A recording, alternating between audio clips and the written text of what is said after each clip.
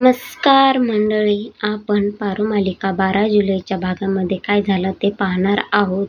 RJ Shruti म्हणत असते की आता आपण आठवणींचा पिटारा हा गेम खेळणार आहे. मग पहिलं अहिल्याकडे जाते आणि अहिल्यादेवीला म्हणते की अहिल्यादेवी तुम्ही डोळे मिटा आणि मग तिच्या हातात एक बॉक्स देते, त्यातून एक काढायचं असतं, ते निघतं मेडल.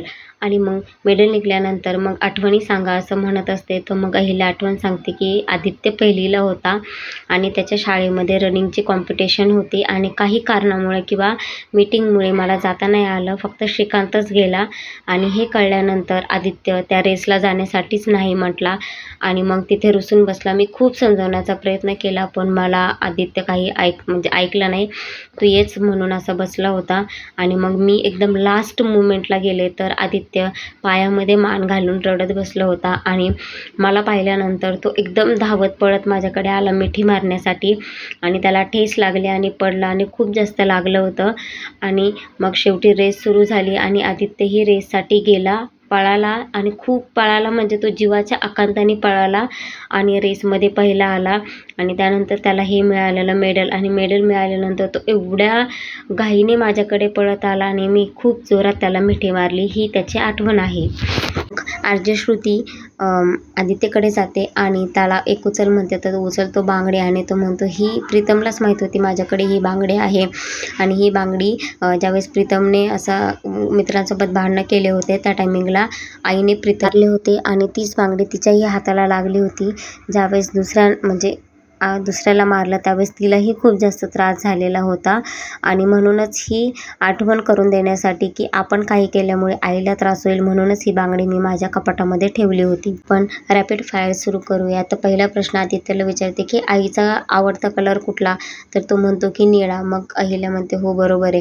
क्वेश्चन नंबर दुसरा, म्हणजे त्यांना विचारतात की दुसरा प्रश्न, आदित्यला काय आवडतं पदार्थामध्ये, तर अहिल्या म्हणते की माझ्या हातचं काहीही केलेलं त्याला आवडतं. पट उत्तरे द्या. आवडता व्यक्ती, दोघंही बाबा म्हणतात. आवडतं पॅशन, बिझनेस.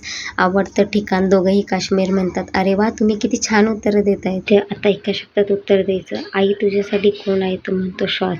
श्वास असेल तर जगल आणि ते नसेल तर, असं म्हणत असतो. तेवढ्यात अहिल्या म्हणते तुम्ही इंटरव्ह्यू घेण्यासाठी आलेले आहात ना, हे काय प्रश्न आहेत आणि मला खूप मीटिंग आहेत, मी इथून जाते. तर मग ते म्हणते सॉरी मॅम, बसा तुम्ही, 2 मिनिटात पटकन आवरते मी आणि लास्ट राऊंडमध्ये पटपट आवरून घेते, असं म्हणत असते ते.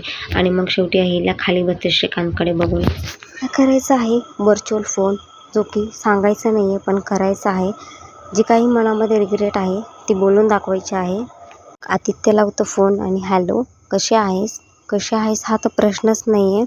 मला माहिती आहे तुला खूप जास्त त्रास होत आहे, पण काय करणार, मला मजबुरी होती आणि मला ऐन टायमिंगला तो डिसिजन घ्यावा लागला.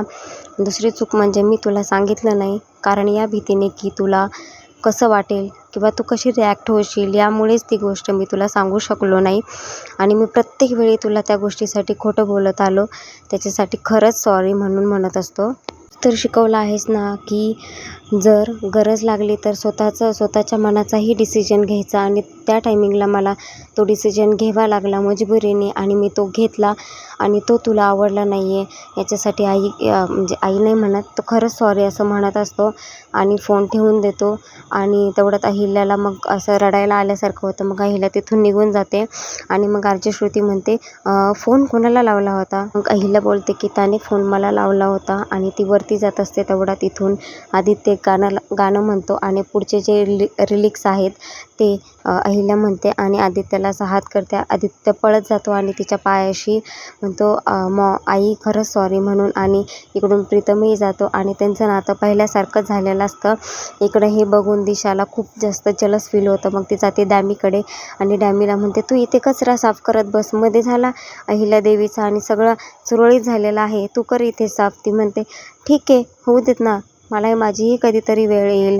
आणि या प्रकारे त्यांचं नातं एकसारखं झालेलं असतं पहिल्यासारखं. अशाच नवीन अपडेटसाठी चॅनलला लाईक, शेअर आणि सबस्क्राईब करायला विसरू नका.